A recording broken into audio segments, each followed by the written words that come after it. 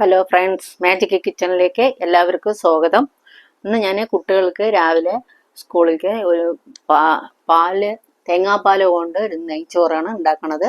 അതെങ്ങനെ ഉണ്ടാക്കണമെന്ന് നമുക്ക് നോക്കാം. ഞാൻ ഒരു ഗ്ലാസ് അരി എടുത്തിട്ടുണ്ട്. അത് കഴുകി നന്നായിട്ട് വെച്ചിട്ടുണ്ട്. ഒരു കപ്പ് തേങ്ങ എടുത്ത്, ഒരു മൂടി തേങ്ങ എടുത്തിട്ട് അതിൻ്റെ തേങ്ങാപ്പാൽ എടുക്കാൻ വേണ്ടിയിട്ട് വെച്ചു. അതിൻ്റെ കൂടെ കുറച്ച് അണ്ടിപ്പരിപ്പ്, കശകശ അത് കുതിർത്തിയിട്ട് അതിൻ്റെ കൂടെ അരച്ച് പിഴിഞ്ഞെടുത്തിട്ടുണ്ട്. ചട്ടി വെച്ചു. അതിലേക്ക് നെയ്യ് ഒഴിച്ച് പട്ട, ഗ്രാമ്പ് എല്ലാം ഇട്ടു.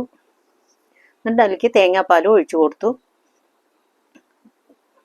ആ തേങ്ങാപ്പാൽ തിളയ്ക്കുമ്പോഴേക്കും നമുക്ക് ഉള്ളി, അണ്ടിപ്പരിപ്പൊക്കെ ഒന്ന് വറുത്തെടുക്കാം. ആദ്യം അതിലേക്ക് കുറച്ച് നെയ്യ് ഒഴിച്ചു. ചീഞ്ചട്ടി വെച്ചിട്ട് അതിലേക്ക് അണ്ടിപ്പരിപ്പ് ഇട്ട് കൊടുത്തു. അതിന് ശേഷം നമുക്ക് അണ്ടിപ്പരിപ്പും വറന്ന ശേഷം നമുക്ക് മുന്തിരി ഇട്ട് കൊടുക്കാം. നന്നായിട്ട് വറക്കാം. അപ്പോഴേക്ക് നമ്മുടെ തേങ്ങാപ്പാൽ തിളയ്ക്കും. തിളച്ച ശേഷം നമുക്ക് അരി ഇട്ട് കൊടുത്താൽ മതി. ഒന്ന് താത്തി വെക്കണം, അല്ലെങ്കിൽ ഒന്ന് പിരിഞ്ഞു പോകും. അപ്പം മുന്തിരി ഇട്ടിട്ടുണ്ട്. അതും നന്നായിട്ട് വറുത്തെടുക്കാം. പാല് നന്നായിട്ട് ഒന്ന് തിളച്ചു. നമുക്ക് അരി ഇട്ട് കൊടുക്കാം.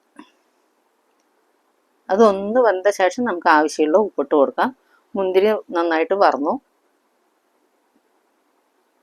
അത് മാറ്റി വെക്കാം. മാറ്റി വെച്ചിട്ട് നമുക്ക് ഒരു സവാള നീളത്തിൽ കട്ട് ചെയ്തെടുത്തതുണ്ട്. ഒരു കഷ്ണം ഇഞ്ചി, വെളുത്തുള്ളി, 2 പച്ചമുളക്, ഉള്ളി നീളത്തിൽ കട്ട് ചെയ്ത ഉള്ളി നന്നായിട്ടൊന്ന് വറുത്ത് കൊടുക്കുക. അതിലേക്ക് ലേശം ഉപ്പിട്ട് കൊടുത്താൽ മതി, ഉള്ളി വറന്ന് കിട്ടാൻ വേണ്ടിയിട്ട്. കുറച്ച് നെയ്യും അല്ലെങ്കിൽ കുറച്ച് എണ്ണയും അതിൻ്റെ കൂടെ ഒഴിച്ചു കൊടുത്താൽ മതി. കരിവേപ്പില ഇട്ടു. ഇനി ആവശ്യത്തിനുള്ള ഉപ്പ് നമുക്ക് ചോറ്റിലേക്ക് ഇട്ട് കൊടുക്കാം. നന്നായിട്ടൊന്ന് വേവിച്ചെടുക്കാം. ഇളക്കി കൊടുത്ത ശേഷം നമുക്ക് ഇത് നന്നായിട്ട് വറ്റിയ ശേഷം നമുക്ക് ഒന്ന് അടച്ച് വെച്ച് അതിൻ്റെ മേലെ ഒരു പാത്രം, ഗ്യാസ് ഓഫ് ആക്കണം. ചട്ടി ആയ കാരണം നമുക്ക് ആ ചട്ടിയിൽ ചൂടുണ്ടാവും. പാല് നന്നായിട്ട് വറ്റി വയ്ക്കുക. സൂപ്പറായിട്ട് നല്ല ടേസ്റ്റും മണങ്ങളൊക്കെ ഉണ്ടാകും.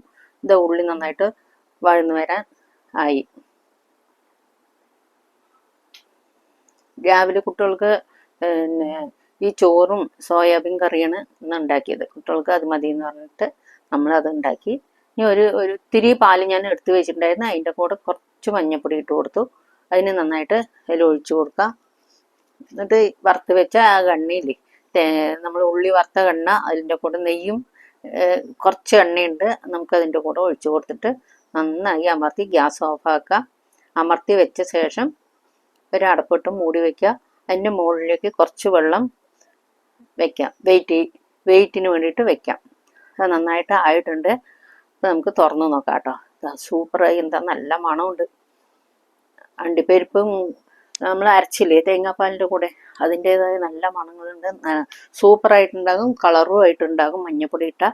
അപ്പോൾ നമ്മൾ ഉള്ളിയൊക്കെ വറുത്ത് വെച്ചത്, കരിവേപ്പില, പച്ചമുളക്, ഇഞ്ചി എല്ലാം വറുത്ത് വെച്ചതൊക്കെ നമുക്ക് അതിലിട്ട് കൊടുത്ത് ഒന്ന് ഇളക്കി കൊടുക്കാം. സൂപ്പറായില്ലേ?